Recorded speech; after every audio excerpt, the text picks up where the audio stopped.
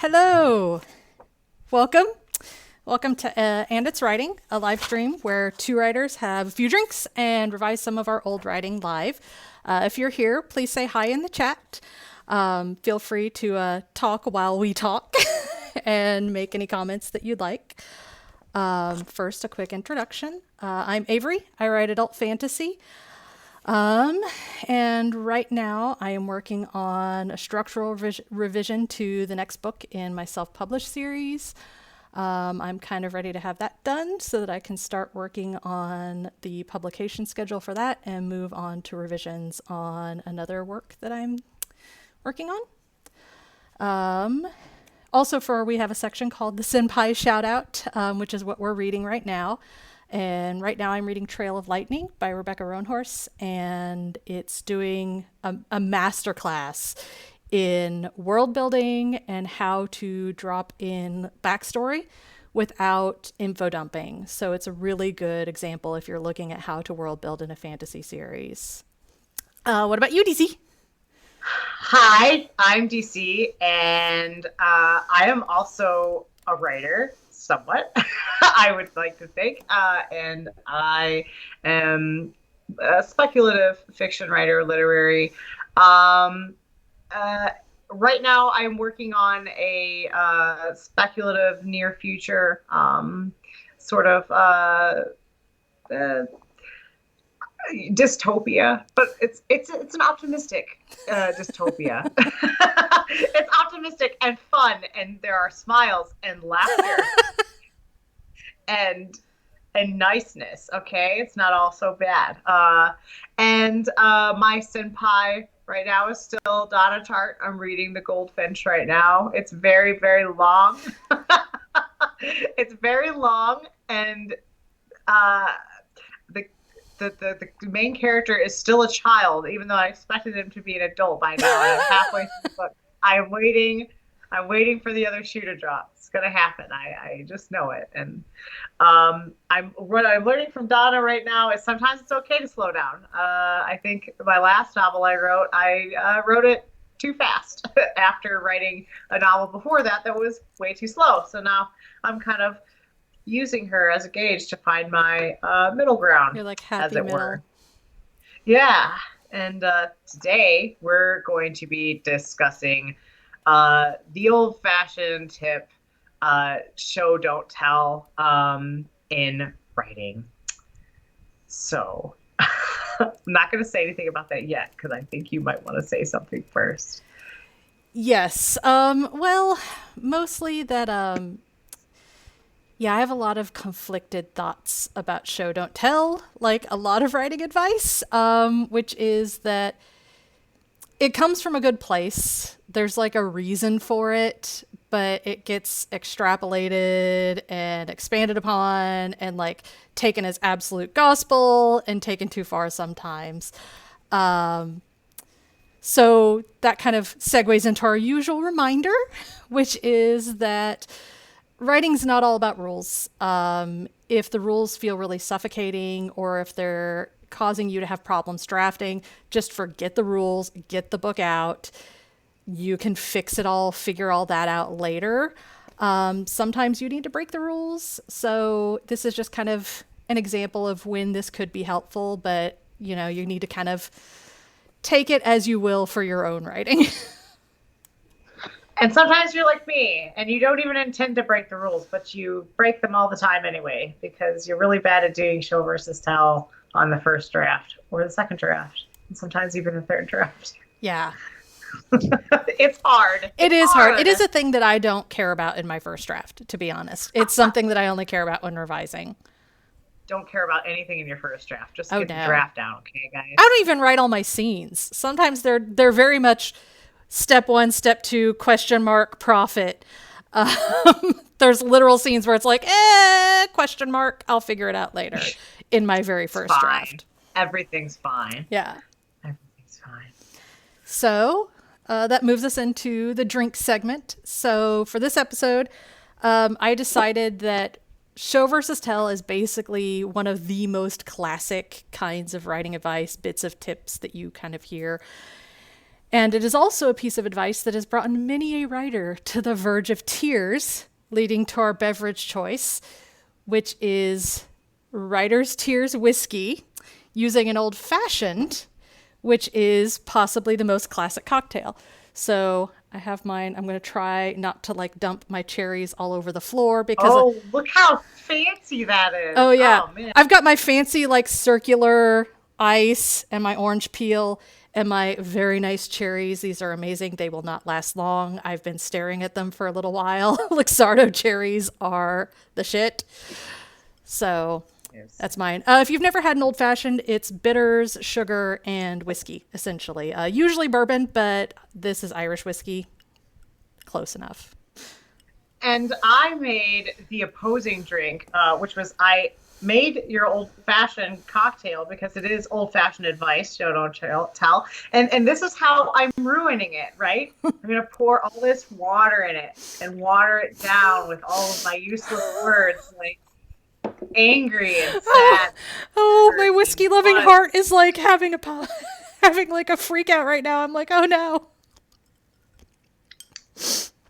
It's terrible. Now you have to terrible. drink that. Listen here.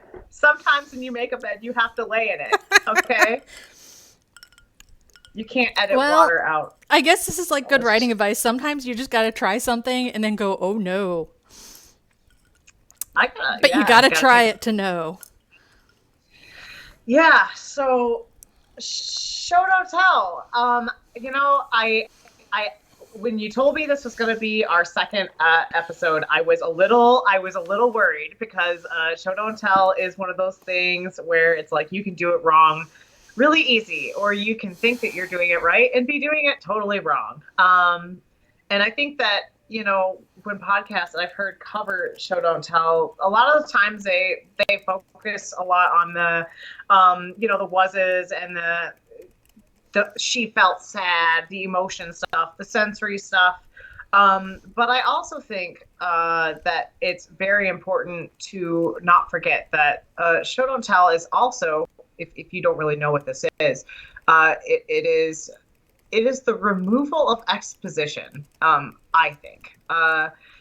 This is where the author falls into the headspace of doing that thing where they're like, I'm gonna describe the I'll use me as an example.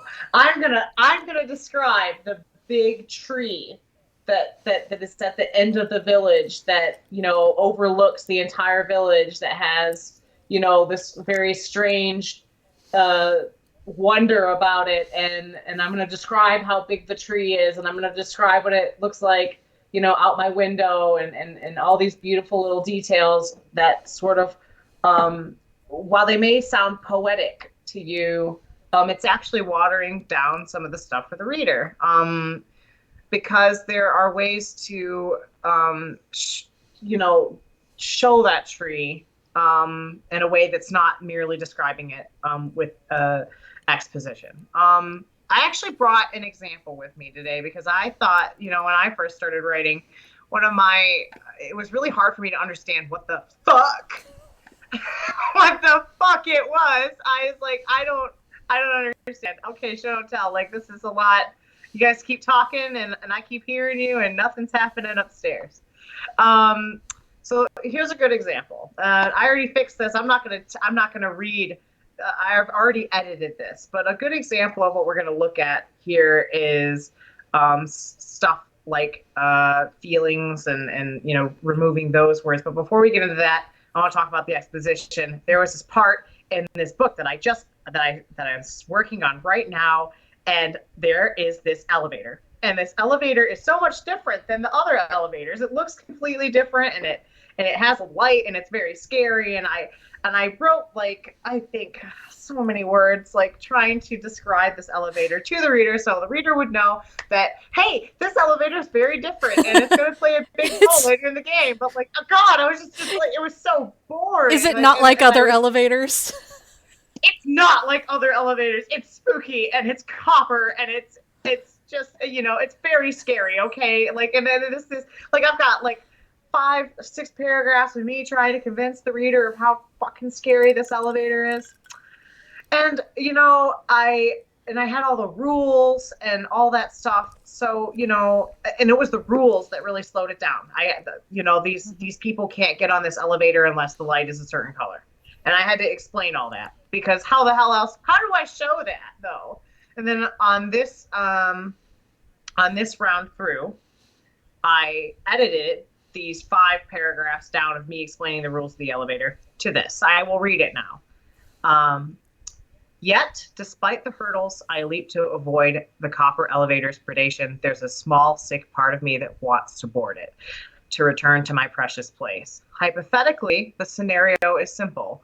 One small act of courage, I could bypass all the rules, hack the copper elevator somehow to board it when the light is red, gain access to the lower floors, and take it back down to floor 13. I could run to the nursery from there. I know the way by heart. Of course, there are security cameras. Management would ask me, did you intend to board the copper elevator when the light was red? And I'd say, no, I thought the light was green. I convinced them I was sleepwalking and I didn't know where I was. And that is the only paragraph that describes, the copper elevator right up front. That kind of gives you the rules without necessarily saying, these are the rules. You can't board the copper elevator when the light is red. You can't do that. Instead of me saying that, I've given a kind of a scenario in his head that he's been thinking about. And that's kind of a way to show it without, 5 paragraphs of nonsense. So completely out of context. So I hope that made sense. Yes, it made sense. Because it's showing through the details and the action rather than just saying the light had to be red. Exactly. But yeah, and you kind of get the sense that, it's kind of a spooky thing like this, that, it's not something that is just boarded like some normal elevator. And instead of saying all that, I wrote an example. I gave you a scene instead. And that's kind of what we're trying to do here. And that was malarkey. No, it's been a long day. Yeah. No, it made perfect sense. So you talked about exposition. I'm going to talk a little bit about the other side of show versus tell, which is the way that I tend to make my most egregious offenses against show versus tell, which is telling emotion rather than showing it. So a good way to look for this in your manuscript, once again, I don't care about this in the first draft, but in revision, you look for emotion words. So words like happy, sad, angry. You can also look for sensory filter words like they felt, they saw, which is actually not really an emotion, but it's kind of related to that same effect, same problem. Also, the word was can be a flag for telling instead of showing, but it's not always. It's the rectangles or squares kind of deal. We do have upcoming episodes. We have a 2-parter on the word was because it's that crucial and that contentious. But the easiest one is to look for emotion words and kind of feel.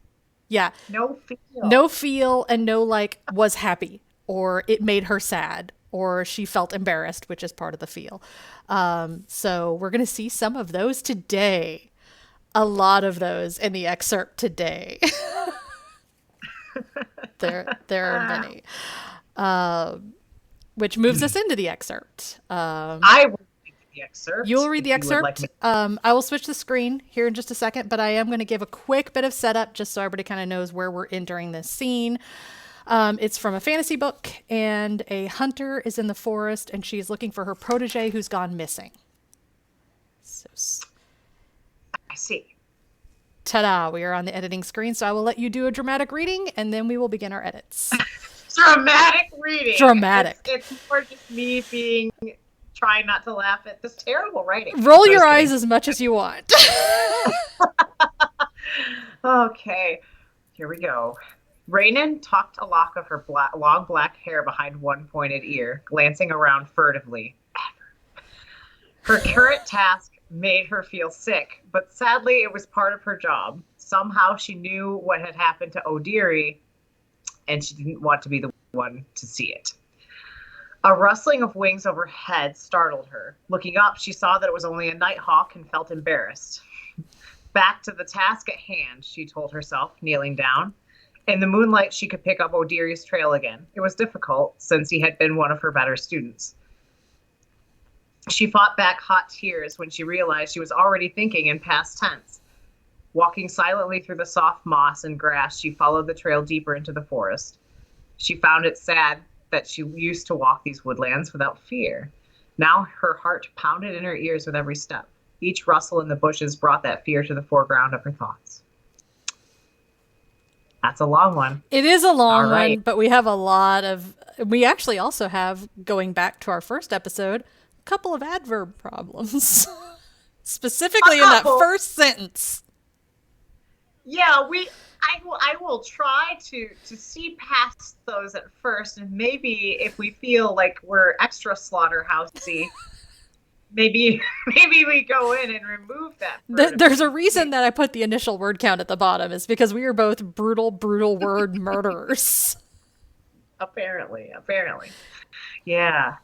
Okay, so I think that the first one obviously is one of the feels. Her current task made her feel sick, but sadly it was part of her job. Now, Avery, I have something. To share. I have my secret weapon when it comes to the feels. It's shiny. Sorry, my lights. It's called the Emotion Thesaurus. I highly recommend it. You look it up. They're not paying me for this, by the way. I wish they were. You look it up, and it will have like an emotion. I'm trying to get it in the camera. Fuck it. You're bad at this. I am bad at this. But it'll have an emotion, like, for example, anticipation at the top of the page. They're in alphabetical order, and then it tells you physical things that happen when you're feeling it, and like physical cues. So there's like internal feelings, and then there will be like physical signals, like sweaty palms. So you can use this if you're like, she felt sick. Who are the authors of that again? It is Angela Ackerman and Becca Puglisi, Puglisi. It's the Emotion Thesaurus, A Writer's Guide to Character Expression. I have 4 of those books. All of those thesauruses are amazing. Yes. Go buy every single one of them. Yeah, there's also 2 of them on character traits and 1 of them on emotional wounds. And they are all extremely helpful. I swear by them. They are some of my favorite reference books. So how do you use that to fix That's actually what I was looking. I'm not sure because sick is a physical feeling, so I'm not sure if that's going to be in here. No, this is all emotions, but we can use it for one of the later ones, because there are a few later ones where we can use this. I would actually just describe when you feel sick, like, your stomach turned or something like that. Yeah, I mean that's an easy one, and for the reading level that this is written, I think stomach turned is honestly fine. Like, it's not very poetic in any sense. Like, I'm sure you could probably stick around and for days and come up with something far more interesting, which is what we want you to do when you're writing. Don't just go with the first thing that you think of. But I think that just that alone is a lot better than she felt sick, because you're getting a more visceral sort of thing, right? Now, I don't actually like the second part either. Yeah. Because that's also telling. The second part would be, but sadly, it was part of her job. And that's kind of telling in the exposition sense. Yeah. So it's like, how, this book better than how do we show that, it's sadly that it was part, do we even just, should we assume that the book before this? Yes. Like, I would cut it because it is explained it before this. Okay. This is from like there's like a kind of a prologue, and this is like kind of the beginning of the second chapter / first a non-prologue chapter. So you kind of know that she's been sent on this mission already. Okay. Okay. Okay, cool. So, okay, this next, so right now this paragraph starts. Raiden tucked a lock of her long black hair behind one pointed ear, glancing around furtively.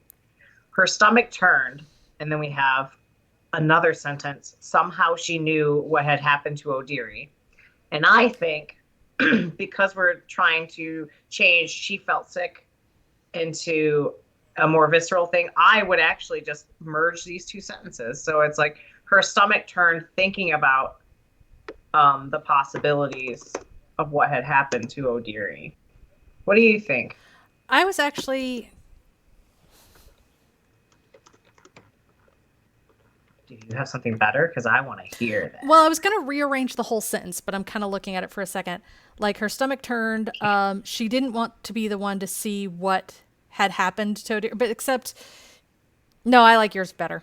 I like yours better. Do you? Because sure? because she doesn't know. It says she knew, but she doesn't really know yet what happened.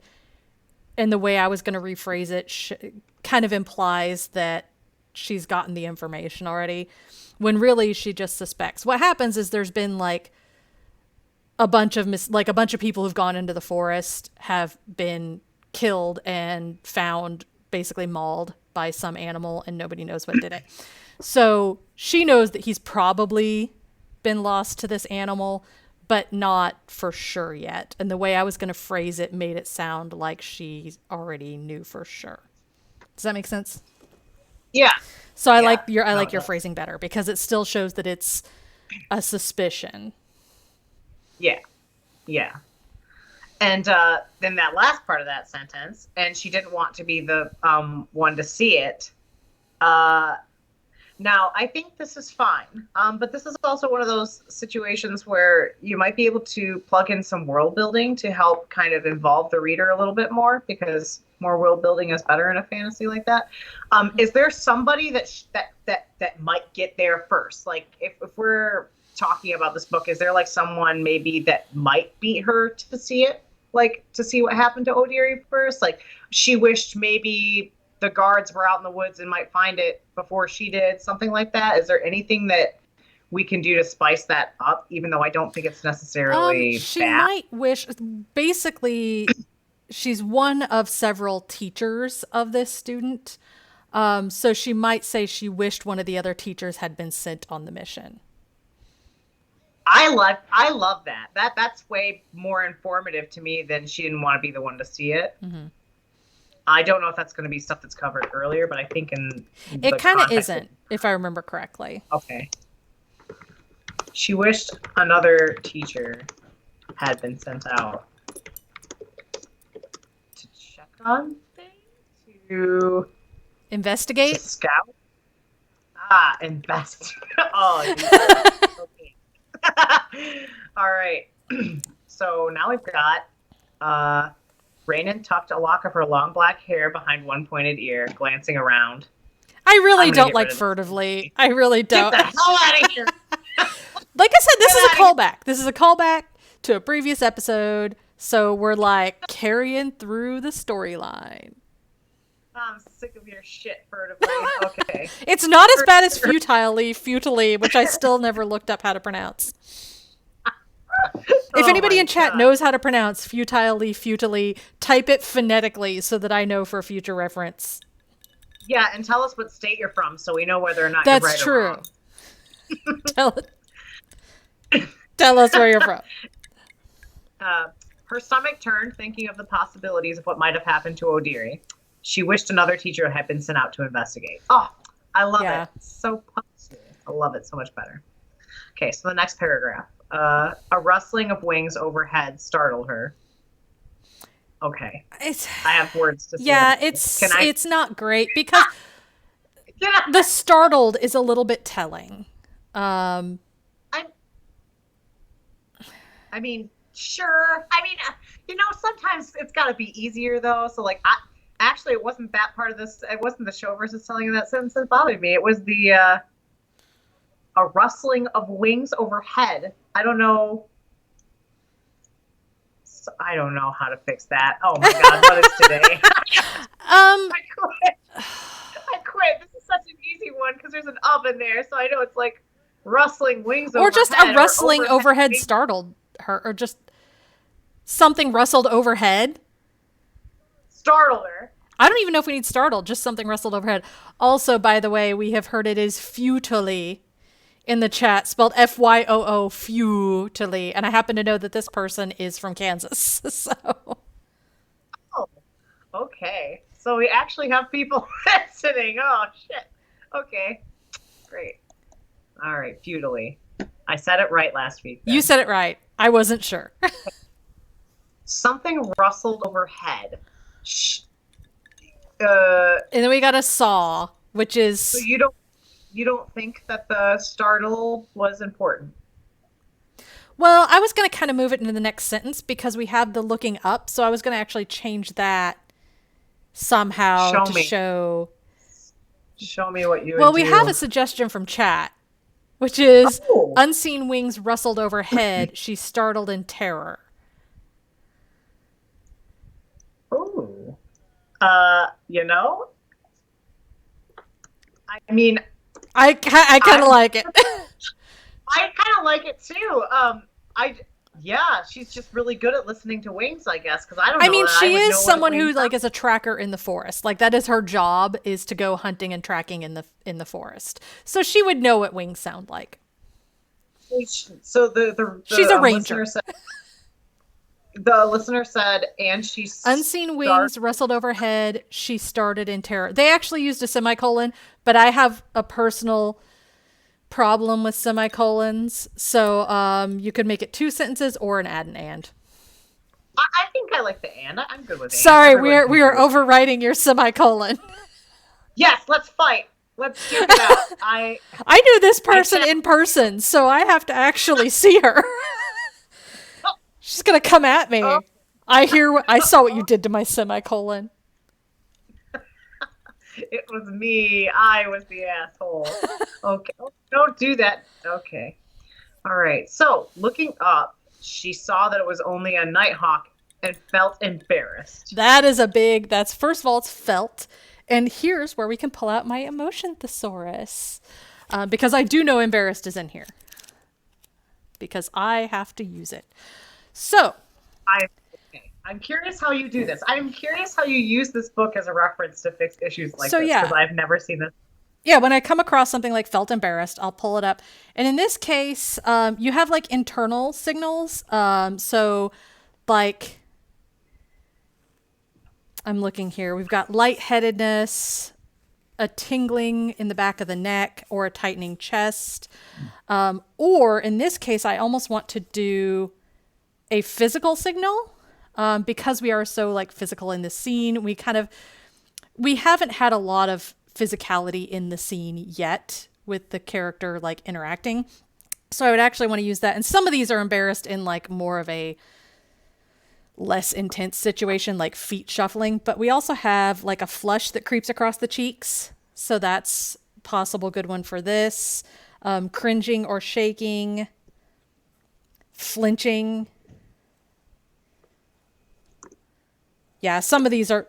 Lynching. Yeah, I would say some of these are more like Lynching feels more like fiddling with something, which are more like a long-term embarrassment, like you're in front of a class. But you can still use this to go through, and it's like a full page. So we've got coughing, pulling at the collar, rubbing at the back of the neck, wincing.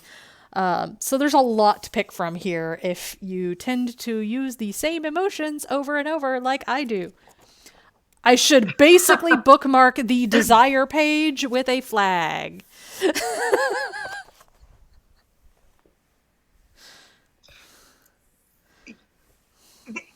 Yeah, I'm thinking. It's one of those situations where you have to think because like my brain is in editing mode. So now it's like seeing. Well, and Okay, here's the so other thing is looking we up. do have that she already started in terror.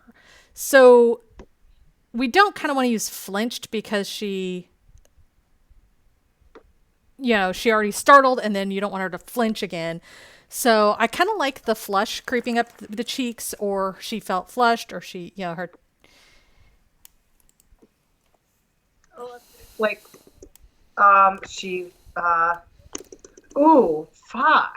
See, this is why everybody hates editing. They know how to fix this, Yeah. but how Well, do and I that's fix part of it? the reason we're doing this is to kind of show Okay. how So, editing really goes. Like, this is what you yeah, do. You go, exactly. maybe this, no, maybe that.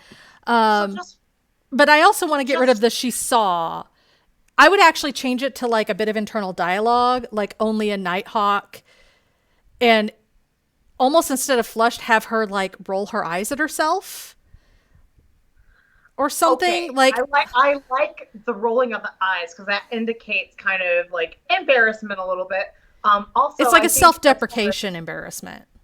yeah, and as far as order goes, I think that although I would love to keep Unseen Wings because it's very pretty, I think just leaving it something rustled overhead and she started in terror would make more sense for the next sentence because then she's looking up and realizing, oh, it's just a bird. Like, so if you already say it's wings coming into the paragraph, you kind of lose that. I feel like. Am I crazy No, that here? makes sense. We do also have another good suggestion from chat, which is in this case, get a grip on yourself to use like a line of dialogue of her talking to herself to Okay. like to do that eye rolling in dialogue. Okay. Or you might So just even put in dialogue like just well, I was gonna say I don't even know we need to say she looked up because we know that the wings are rustling overhead. So just to put like only a nighthawk period, which I know is a fragment, but I like using fragments. And then like a bit of dialogue, like get a grip, which is a little modern, but we, you know, whatever. you want to put only a nighthawk right here, like something rustled overhead, and she started in terror. Only a oh, it just feels disjointed to me to go from that to only a nighthawk. Well, I was going to put it as Uh, like an internal thought. do it. What? Like, why don't you show? So I you? can't show you because if I switch windows, bad Oh, things will happen. okay, So I was going to okay. change So it to you only only a nighthawk in italics as a thought. okay. So we got only a nighthawk in thought, and then And then have her say a she little bit rolled of her dialogue eyes. like get a hold of yourself or Oh, get a something hold like of that. yourself.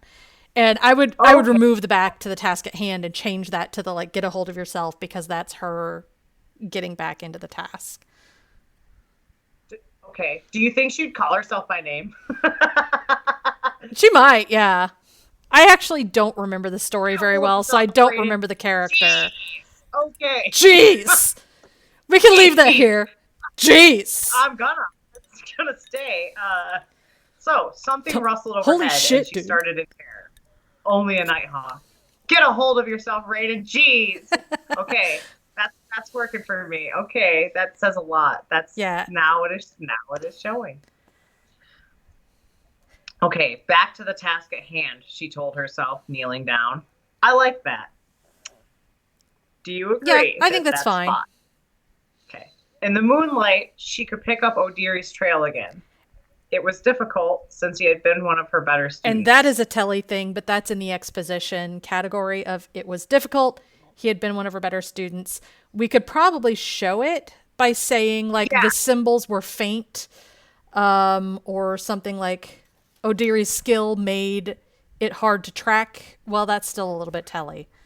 yeah, I would basically what you're stuck with in a situation like this is finding something like what would O'Deary do in this situation that would make it difficult. So like is he not scattering leaves when he walks? Is he not leaving prints? Is he like what is Yeah, it if we're in about the this? forest, I would say maybe, he hadn't disturbed the trees or bushes or branches or whatever, or his footsteps were faint or something like that. The trees and ground were undisturbed.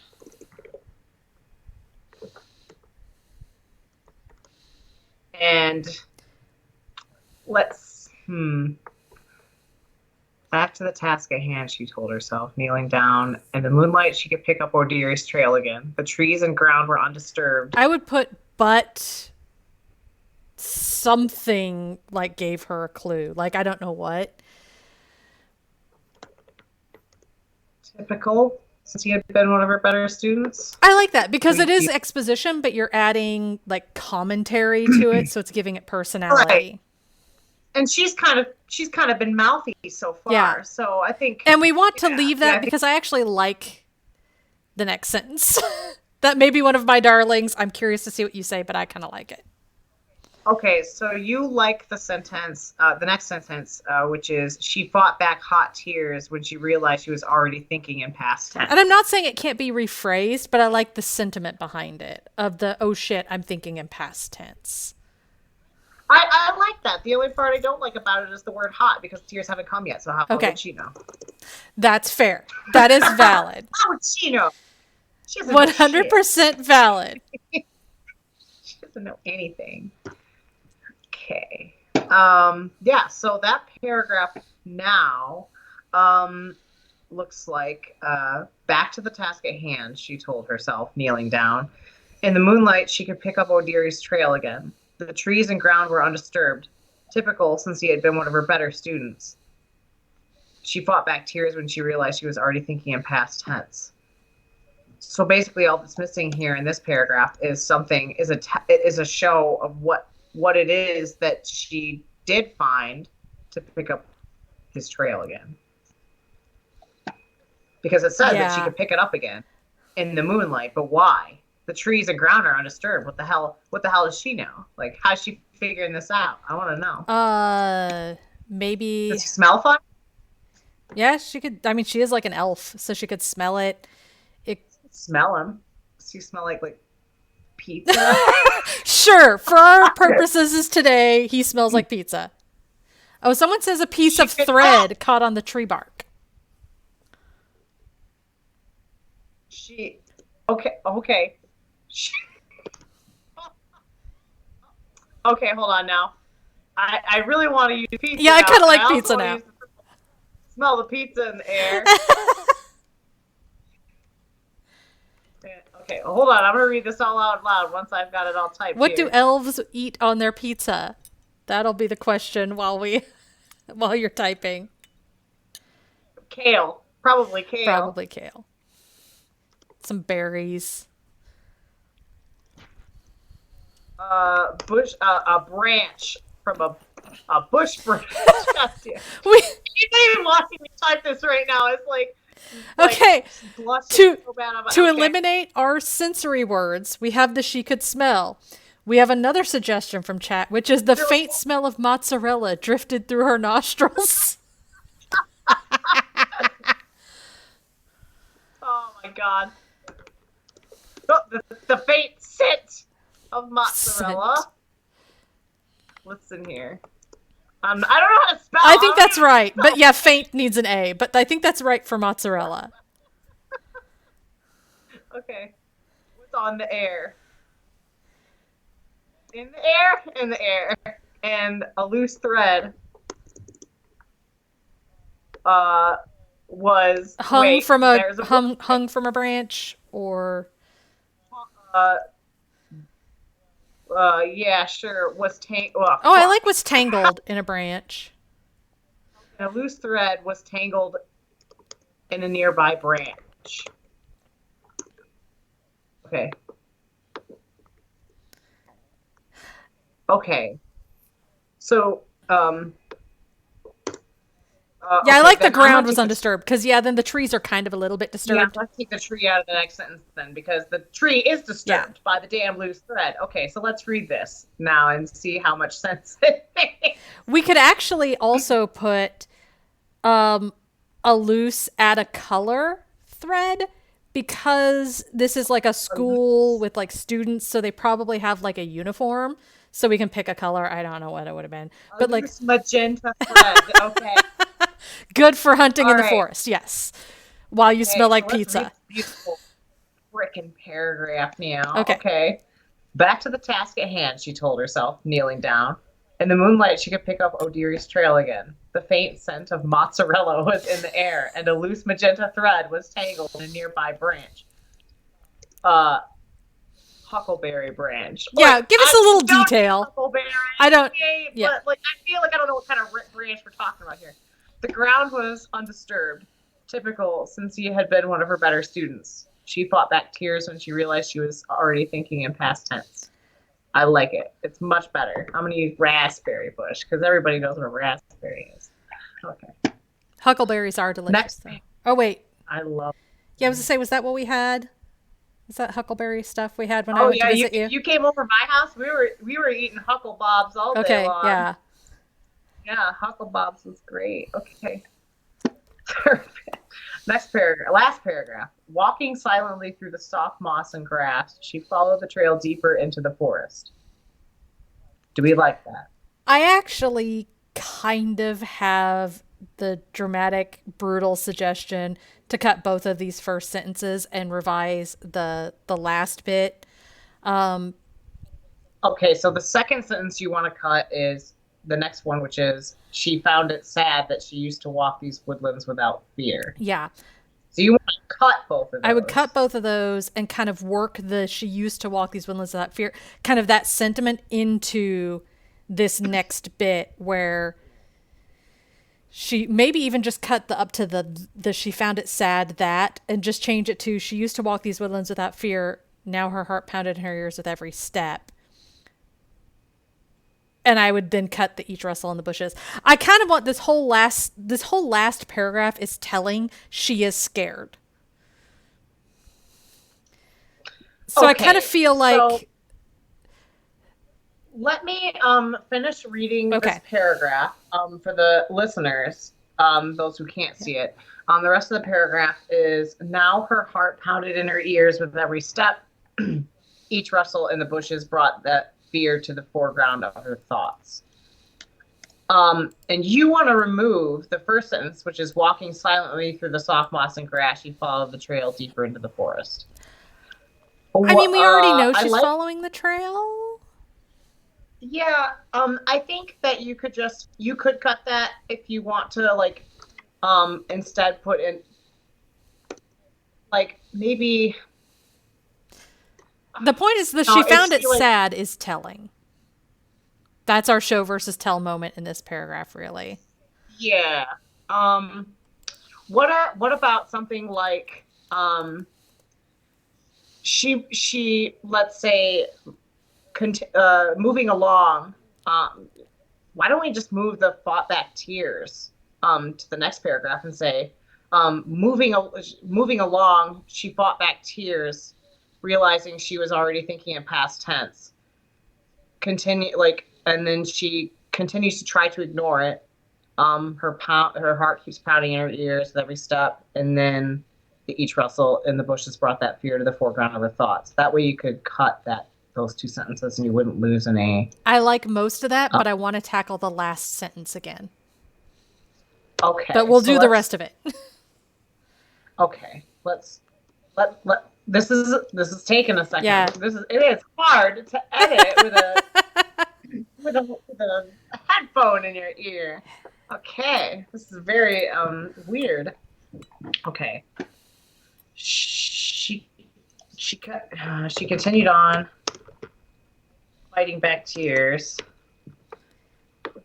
realizing she was already thinking in past tense.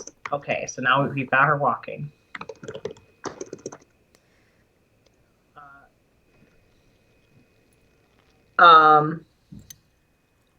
Then what do we want to do with this one? Her heart pounding in her ears with every step. Yeah, I don't know if we need to have the now.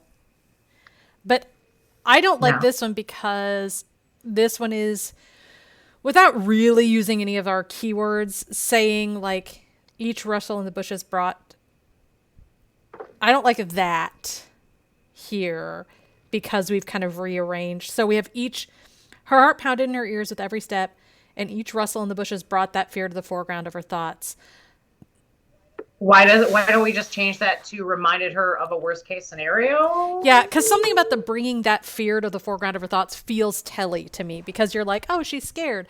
But either that or we can use my book again. Yeah, mine's a little bit telly too. And just, to explain, what's happening Let's here. see. Fear. So I just changed Avery's into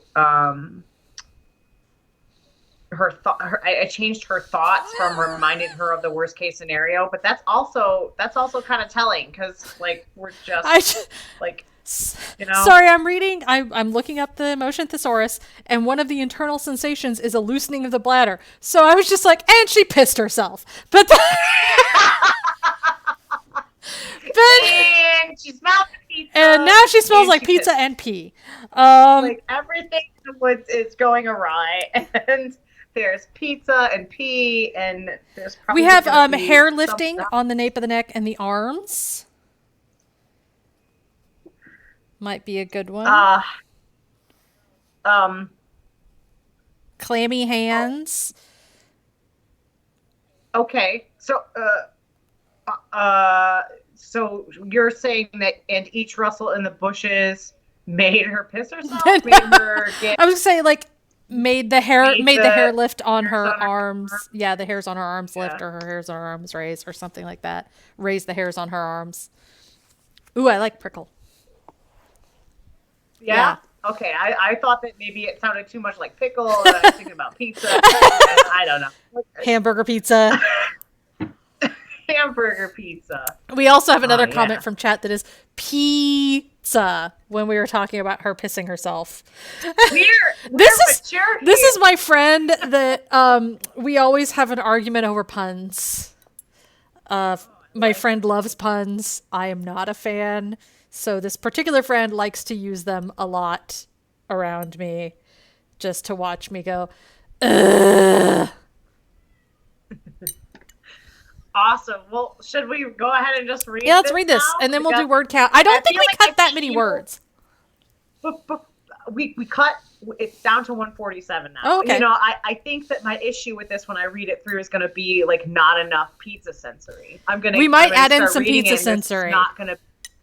I might need to add more about the pizza smells. Like, I'm feeling very attached to that right now. Maybe even at the very beginning, so we're like, what's the word? Foreshadowing the pizza.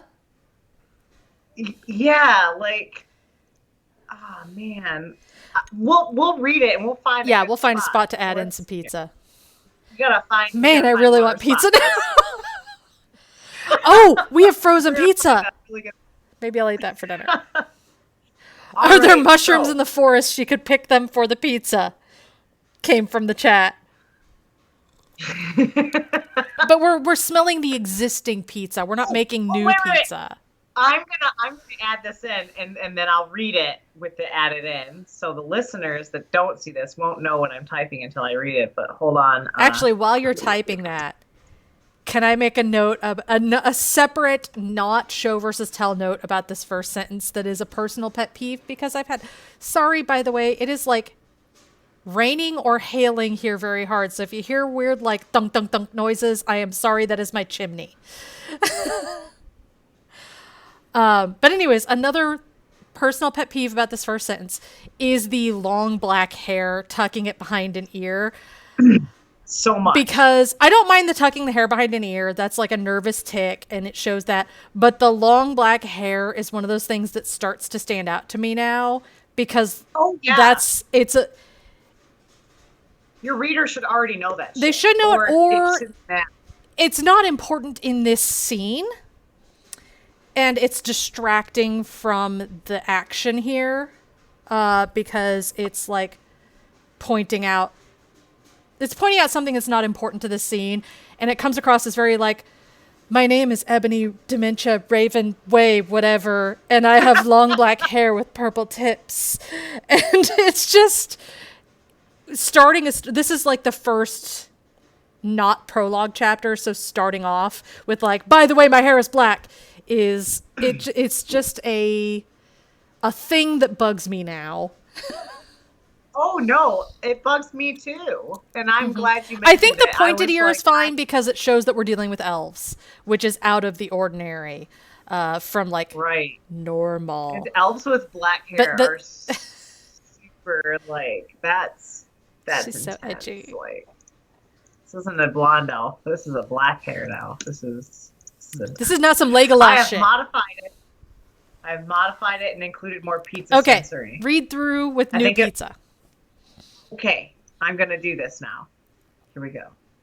Raynon tucked a lock of her hair behind one pointed ear, glancing around, lifting her nose hopefully, searching for the savory scent of pizza in the air.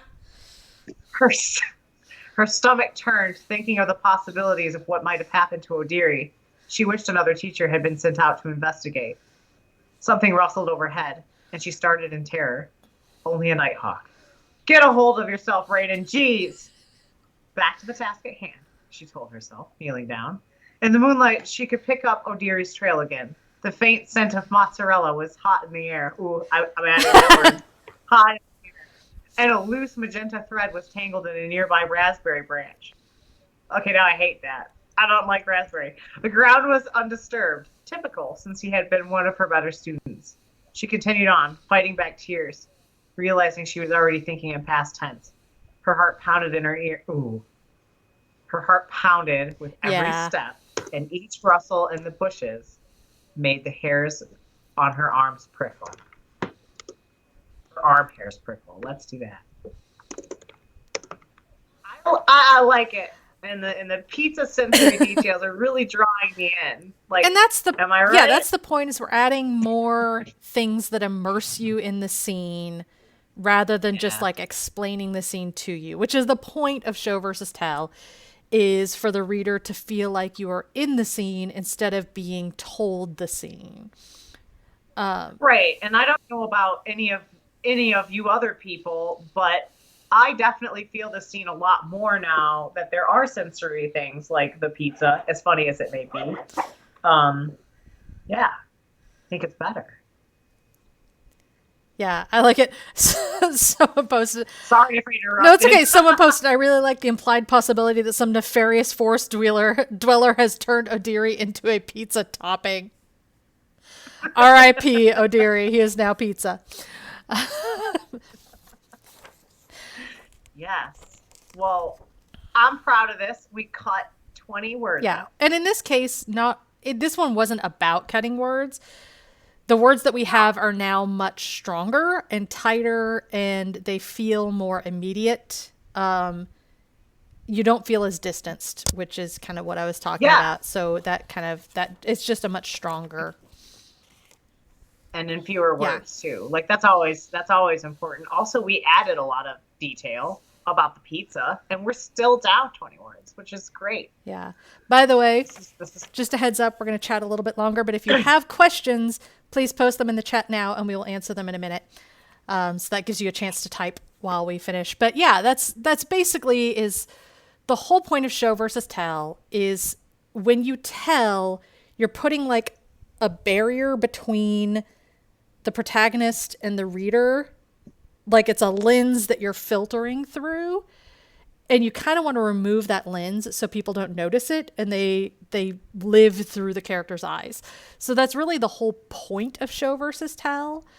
And so that's really like why you want to do it. And that's what you got to keep in mind, because occasionally you're still going to want to tell some stuff. One of the things that I worry about people going the other way is people take it too intensely to heart, that you have to show and not tell. And so there are points in the story where they should summarize, and they don't. That's real. They show that's super real. Every action that happens instead of being like, he told the story. No. It's like, please stop doing what you're doing. Don't explain everything. I don't want to know. Yeah. Sometimes sometimes you do need to tell. But it's about kind of just a judgment call of knowing when and where to do that. Yeah. Ask us questions, people. And also, I would like to say that, frick, there goes that thought. Uh-oh. There it goes. It's gone. No! It's just gone. Just like that. Like, there it went. Oh, damn. No. It was probably really enlightening. I know. Too. That was everybody probably would have walked out of here like, it would have caused everybody to reach critical mass. That was the brilliant. Now it's like the equivalent of like the Bill and Ted song that will change the universe. It was the thought that was going to change the universe and humanity forever, and now we will never know. It's just a fart in the wind now. I don't know where it went, guys. Well, Okay. were there any questions? I'm not seeing any questions. So What? I know. Ask us what our favorite pizza toppings are. I don't care. Ask us things. I eat anchovies. I'm I probably one of the few people that doesn't. I have actually never had anchovies. I would try them. They're salty. They're salty. I am one of the heathens who loves pineapple.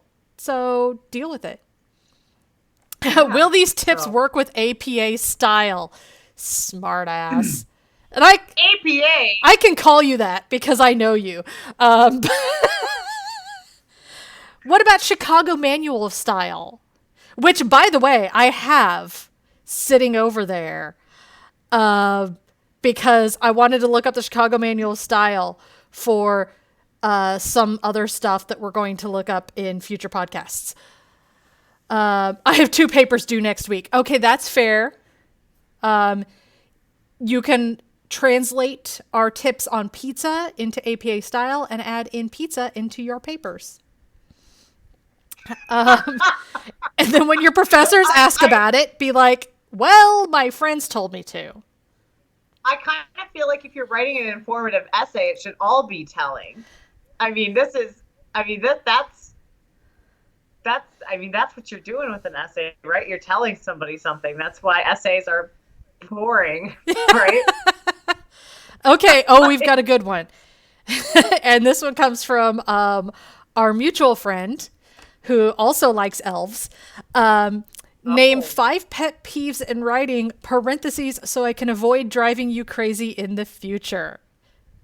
oh, you mean for, oh. Okay, so I know one of mine right off the bat is I hate it when people tell me how their feet are walking across the floor.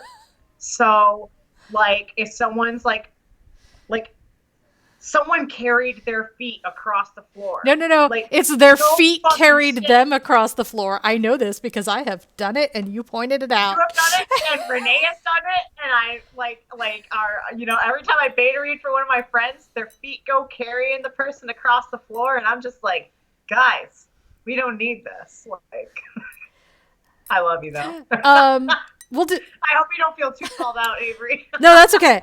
I totally do it. It's fine. Yeah, we can kind of go back and forth. Number 1 for me, this isn't necessarily the number 1 pet peeve, but it's the first one that came to mind because we kind of talked about it. Is the like first chapter that really obviously mentions hair and eye color, and I know this because I have done it as well. And it's like every character is like, this is what their hair looks like. This is what their eyes look like, because that's like the default description that you first like learn to use. So I want something more interesting if you're going to describe a character. And if you're talking about the main character, I don't think about what color my hair or eyes are. Avery, I had a section like that in the last book you beta read for me in the very first chapter. Okay, You never said it's anything because about your it. And I characters sent that to agents. They your read characters that. aren't human. So it's So pointing out something unique and interesting about it's world building as well as. So it didn't stick out to me. If your character is a human and it's like this thing where it's like I tuck my red hair behind an ear, it's like nobody thinks about that. But you also described it in a way where it was pertinent to the story. Because you talked about the hazel eyes being like the family curse. see, I'm really glad that you think so because I definitely had someone read that like a month ago and be like, "You did the thing. You did the thing where you had a character look in the mirror and see their like dark locks of hair and they're like, woe is me, like I am the sadness, I am the Batman." Like, No, I really like the fact that the hazel eyes were like in your story, the characters linked the hazel eyes to the family curse of dementia. And so you get that they have hazel eyes, but it's because the character's going, oh shit, I have hazel eyes. I'm going to go, like, I'm going to lose my mind eventually. So it didn't come okay. across as like, by the way, my eyes are hazel. Because the person called me out on the character looking in the mirror, and I was just like, Avery didn't tell me about that. She's a bad friend. Like, okay, I didn't say that. Okay, so we'll probably just do 3 because 5 is a lot, but I'll have you do another peeve. Yeah, I was just gonna say 5 between us. Okay, So we if can I do 5 can't between like, us. That'll work. yeah, Hint, one of I your don't. other ones is Oh, probably masquerade balls. yeah, I don't like math. Which is fine At because I least, love them. but see that's a personal Yeah. bias. I can't really say don't put any masquerades in your book. Um, but what I don't like is when my beta readers aren't honest with me when they find something that needs to be fixed. They ought to frickin' tell me because I have to send that thing out to adults and then adults read it. And then I am in a world of trouble Well, you know me. if it's I not. will, if I see it, I'm going to tell you about it. I don't always see everything, but if I see it, I will tell you. I just had a pet peeve and then I just forgot it. Damn it. Oh, it's the she's not like other girls. Anytime somebody points out in a story that your character is different than everybody else, it's okay. Here's the reasoning behind it. If everybody's like, oh, this actually came up in like a critique group recently where someone actually told the main character, hey, all of the other people who are like in this group are like this, but you're not. And I'm like, that's never the case. It's never everybody is like X because people are so varied that there's going to be some people in that group who have been open minded or outspoken or have eaten hamburgers and not just salads. And there's always going to be plenty of girls that don't like makeup. So being like, oh, wow, you're the only girl ever who isn't into makeup? Wow. Is like, it just, I'm like, really? You're the only one ever, ever, ever? So that one's a big pet peeve for me because I'm like, people contain multitudes. Yeah. Okay, and last, Ellie, I think that one of my biggest pet peeves is when one paragraph does, like, when your writing isn't doing more than one thing. And I think this is probably going to be something we cover later. But every sentence you write should be doing more than one thing. If it's a detail, like, for instance, looking in the mirror at Hazel Eyes, it should be doing something else for the book, too. If it's only going into the hazel eyes just to detail the hazel eyes, then it probably shouldn't be there. But if there is another reason, for instance, like, it's a family curse, that's important. So that one sentence does that one thing. So every sentence you write when you're editing, you should look at a sentence and ask, is this sentence doing more than one thing? And if it's not, cut it or fix it, because it's probably not right. I don't think that unless it's like one of those sentences like, geez, for instance, where it's just like a quick thought, those are fine. But like if it's a descriptive sentence or, most sentences should be doing more than one thing. Make it happen. That's my last thought on that. Does that bring us up to 5? I lost count. Yes, Because it does. Okay. As a matter of fact, yes, it That was our last unless question, unless anybody has any very last minute ones. But we are hitting about our hour, so that's about our time. So some of the people in chat lost count too. So I'm glad you were keeping track. Yes. So yeah, we're just gonna go into our final notes, which is that I'll have you do the notes about the next episode. Oh, yeah, our next episode is going to be June 25th, and the topic is going to be a viewer-submitted request on how to set a scene. We're going to be doing that at 7:30 Eastern Time live, or you can check out the audio version afterward. And we're going to try to get better at making sure that these are listenable. Like, we're learning. Yeah. We're very new at this. So... And I'm going to try to not be so slow up front because I think today I was coming out of a portfolio review, so it's been very like slow. Yeah. And yeah, you can find everything you need about us at our website, which is anditswriting.com. A-N-D, not the ampersand sign. You can also look us up on Spotify, iTunes, Google Podcasts, or any podcatcher app where you listen. We should be pretty much everywhere. If you did enjoy this episode, we'd really enjoy it if you left us a review on iTunes. It really helps the algorithm on iTunes so that other people can find us in the future. We'd like to thank you very much for joining us. You can also email us any questions for our next episode about setting a scene, and we can answer those live on air if you can't make the episode. And yeah, we just thank you very, very much for participating. It was a lot of fun. I really appreciate you guys being here. Thanks, guys. Thank you. And we'll see you in 2 weeks.